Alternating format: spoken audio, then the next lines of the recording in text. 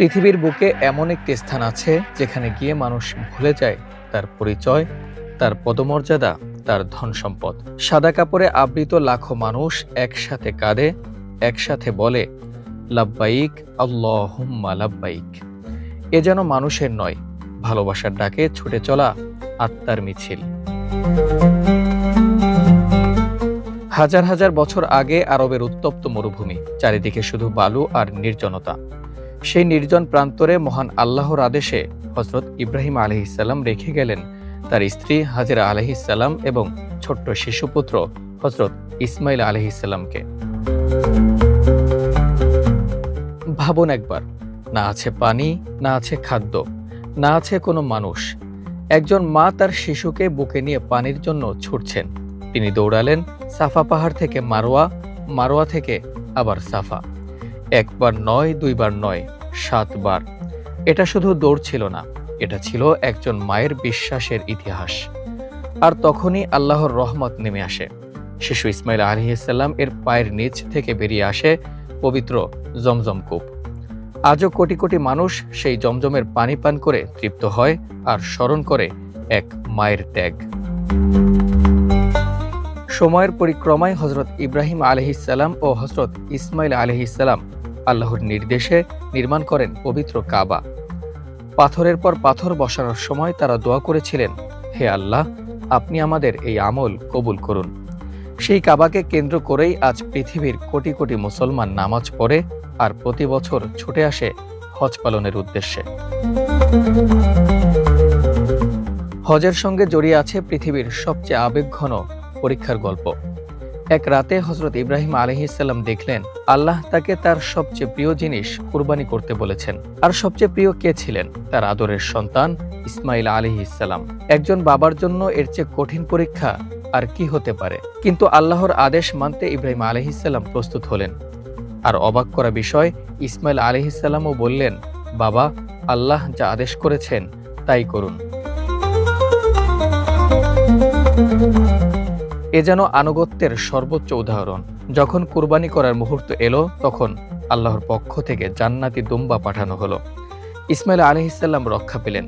আর সেই স্মৃতিতে আজ মুসলমানরা পালন করে ঈদুল আজহা। কুরবানি আসলে পশু জবাই নয়, কুরবানি হলো নিজের অহংকার, লোভ ও স্বার্থকে আল্লাহর জন্য ত্যাগ করা। হজের সময় পৃথিবীর নানা দেশ থেকে মানুষ আসে। কেউ রাজা, কেউ শ্রমিক, কেউ ধনী, কেউ বা গরিব। কিন্তু হজে সবার পরিচয় একটাই, আমি আল্লাহর বান্দা। সাদা ইহরামের কাপড় যেন মনে করিয়ে দেয় একদিন সবাইকে পৃথিবী ছেড়ে চলে যেতে হবে।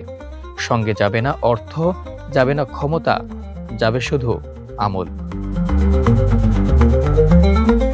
হজ শুরু হয় ইহরাম বাঁধার মাধ্যমে। দুনিয়াবি সব অহংকার ছেড়ে মানুষ আল্লাহর সামনে দাঁড়ায় এক বিনম্র বান্দা হয়ে। হাজিরা মসজিদুল হারামে কাবা শরীফকে কেন্দ্র করে 7 বার তাওয়াফ করেন। প্রতিটি পদক্ষেপ যেন ভালোবাসা, আনুগত্য আর আত্মসমর্পণের প্রকাশ। এ যেন ভালোবাসার কেন্দ্রকে ঘিরে আত্মার এক গভীর ঘূর্ণন। সাফা ও মারওয়ার মাঝে 7 বার সাই। এ যেন হাজেরা আলাইহিসসালাম এর সেই অসীম ত্যাগ ও ভরসার স্মৃতিকে জীবন্ত করে তোলা। একজন মায়ের সংগ্রাম, ধৈর্য আর আল্লাহর প্রতি অটুট বিশ্বাসের অনন্য প্রতিচ্ছবি। 8 জিলহজ, মিনার দিন। হাজেরা মিনায় অবস্থান করেন। ইবাদত, দোয়া আর আত্মপ্রস্তুতির মধ্য দিয়ে কাটে পুরো দিন। এ যেন মহান এক সাক্ষাতের আগে হৃদয়কে প্রস্তুত করে নেওয়ার মুহূর্ত। 9 জিলহজ, আরাফার ময়দান। এদিনটিকে বলা হয় হজের হৃদয়। আরাফাতের বিশাল প্রান্তরে দাঁড়িয়ে লাখো মানুষ একসাথে দোয়া করে। চোখে অশ্রু, হৃদয়ে অনুতাপ। কেউ ক্ষমা চায়, কেউ নতুন জীবনের প্রার্থনা করে। এ যেন কিয়ামতের ময়দানের এক জীবন্ত প্রতিচ্ছবি। মুজদালিফা, খোলা আকাশের নিচে এক রাতের অবস্থান। সেই নীরব রাতে মানুষ অনুভব করে এই পৃথিবীতে সে কতটা অসহায় আর কতটা নির্ভরশীল তার রবের উপর। মিনার প্রান্তরে শয়তানের বিরুদ্ধে পাথর নিক্ষেপ। এ যেন ভেতরের শত্রুর বিরুদ্ধে এক নীরব যুদ্ধ। প্রতিটি পাথর যেন বলে দেয় অন্যায়, প্রলোভন আর পাপের কাছে আত্মসমর্পণ নয়, এটাই এক নতুন মানুষের জন্ম। তারপর আসে কুরবানি। বাহ্যিকভাবে এটি পশু কুরবানি, কিন্তু এর ভেতরে লুকিয়ে আছে আত্মত্যাগের এক গভীর বার্তা। আল্লাহর সন্তুষ্টির জন্য নিজের ইচ্ছা, অহংকার আর ভালোবাসাকেও ত্যাগ করার শিক্ষা। হজ মানুষকে কি শেখায়?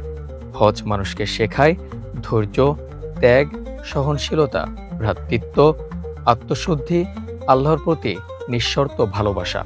হজ শেষে একজন মানুষ যেন নতুনভাবে জন্ম নেয়। পৃথিবী আজ বিভক্ত, মানুষে মানুষে হিংসা, অহংকার আর স্বার্থের লড়াই। সেখানে হজ আমাদের শেখায় মানুষের সবচেয়ে বড় পরিচয় সে মানুষ, আর সবচেয়ে বড় শক্তি হলো আল্লাহর প্রতি আত্মসমর্পণ।